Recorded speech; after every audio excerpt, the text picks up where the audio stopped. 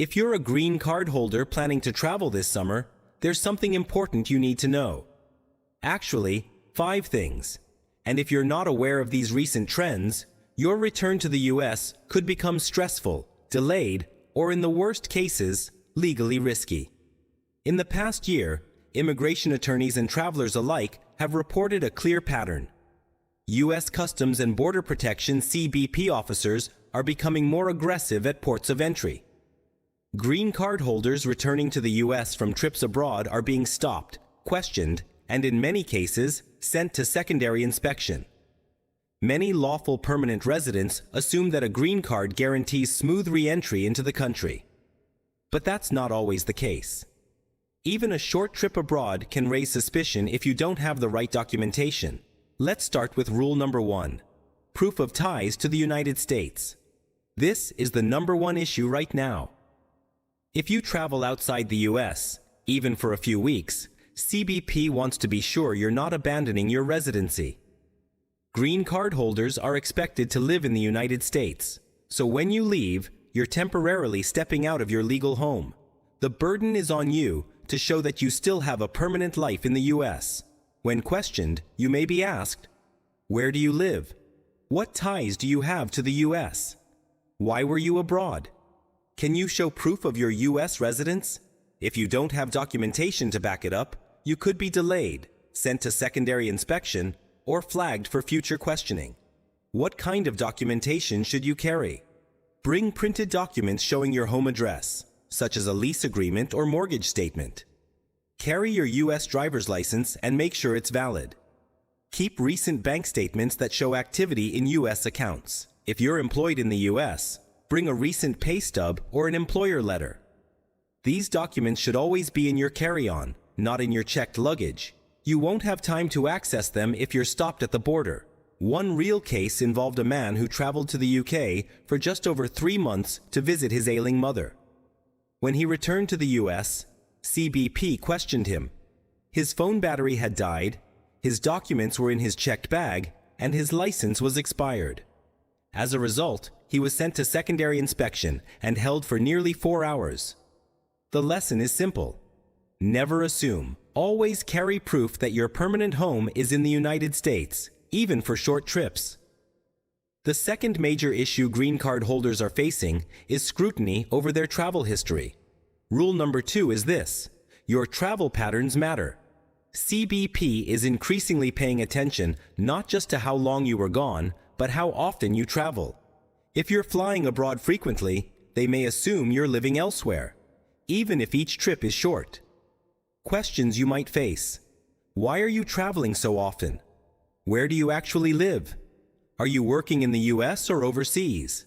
You are legally allowed to travel on a green card, but frequent international trips may lead to suspicion. CBP may believe you are no longer residing in the US, especially if your answers are vague or inconsistent. So what can you do? Prepare a simple explanation. Maybe you travel for business or to care for a family member. Maybe you work remotely. That's fine, but back it up with documentation. Keep a copy of your US lease or mortgage. Bring your tax return or pay stubs. Show your life is still rooted in the United States. Now let's move on to rule number 3. Re-entry permits are not a free pass. Many green card holders apply for re-entry permits when they know they'll be abroad for more than 6 months. This is a smart move. It protects your status. But having a re-entry permit doesn't mean you won't be questioned.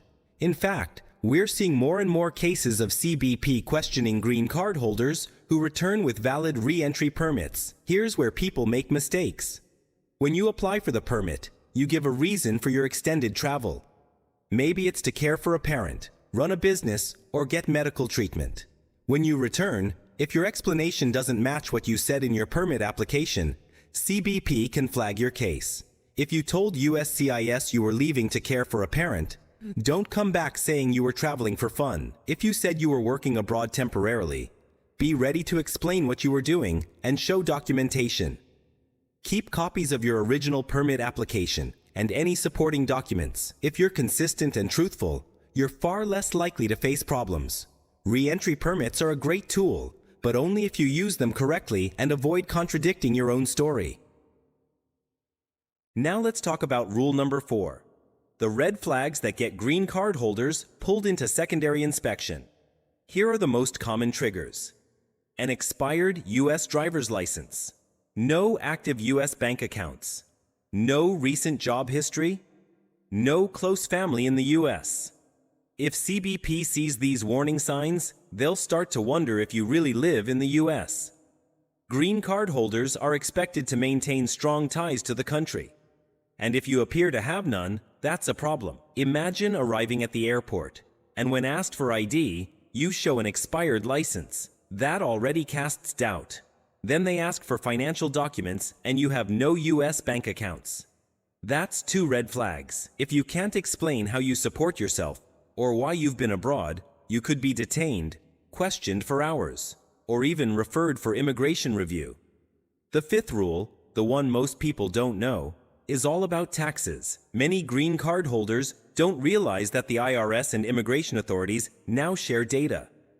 That means if you haven't been filing U.S. tax returns, or if you filed as a non-resident, immigration can see it and use it against you. Green card holders are required to file taxes as U.S. residents, regardless of where they physically live. Filing as a non-resident can seriously damage your case if questioned at the border. We've seen green card holders flagged simply because they skipped taxes for a year or 2. Even those who spend less than 6 months abroad can get flagged if the IRS reports no filings. The takeaway is clear. Always file taxes. And if you're unsure how to file properly while living or working abroad, consult with a CPA who understands immigration law. In summary, here are the 5 key rules for traveling safely as a green card holder. Carry proof of ties to the U.S. Be ready to explain your travel frequency. Use your re-entry permit carefully and consistently. Avoid red flags like expired ID or no job history. File your taxes properly. And on time, the green card is a powerful privilege, but it's not untouchable. As travel scrutiny increases, staying informed and prepared can make all the difference. Stay safe, stay organized, and enjoy your summer travel the right way.